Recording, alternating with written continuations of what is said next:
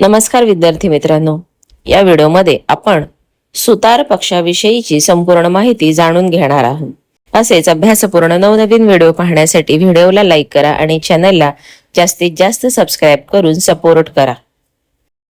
सुतार पक्षी हा जंगलात, बागांमध्ये आणि झाडांनी समृद्ध भागात आढळणारा अत्यंत वैशिष्ट्यपूर्ण पक्षी आहे.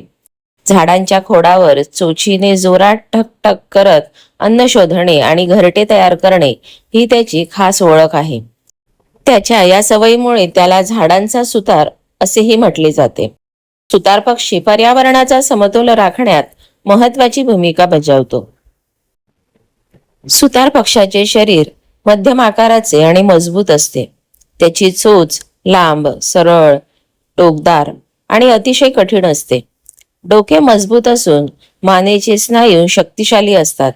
त्यामुळे तो झाडांवर सतत ठकठक करू शकतो. शेपटीची पिसे कठीण असल्यामुळे तो झाडावर टेकवून त्याला आधार मिळतो. त्याचे पाय मजबूत असून 2 बोटे पुढे आणि 2 मागे असतात. त्यामुळे तो झाडाच्या खोडाला घट्ट पकडू शकतो. सुतार पक्ष्यांच्या विविध प्रजाती आढळतात.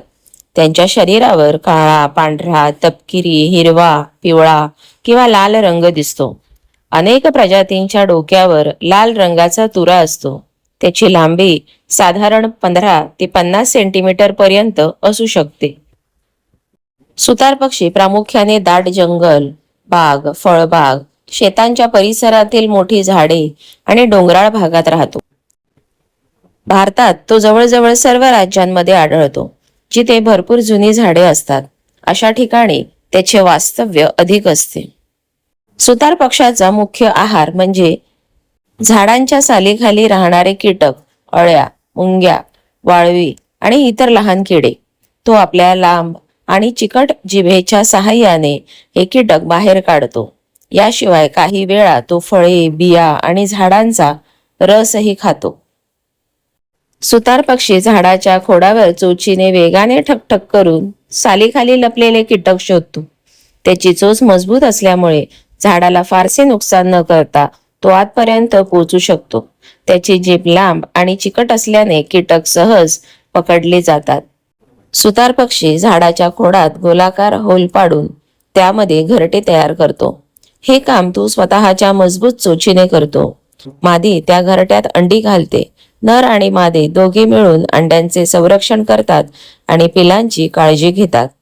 प्रजनन काळात नर सुतार पक्षी झाडांवर ठकठक करून आवाज काढून मादीला आकर्षित करतो. मादी साधारण 2 ते 5 अंडी घालते. काही आठवड्यानंतर पिले बाहेर येतात. दोन्ही पालक त्यांना अन्न भरवतात आणि उडण्यास सक्षम होईपर्यंत त्यांची काळजी घेतात. हा पक्षी एका सेकंदात अनेक वेळा झाडांवर चोच मारू शकतो. त्याच्या कवटीची रचना अशी असते की सतत ठकठक करूनही त्याच्या मेंदूला इजा होत नाही. त्याची जीभ लांब कवटीभोवती विशेष प्रकारे गुंडाळलेली असते, ज्यामुळे धक्क्यांचा परिणाम कमी होण्यास मदत होते. त्याची मजबूत शेपटी झाडावर आधार देण्याचे काम करते. हा पक्षी झाडांवरील हानिकारक कीटक खाऊन जंगल आणि शेतीचे संरक्षण करतो. त्यामुळे झाडांचे आरोग्य चांगले राहते.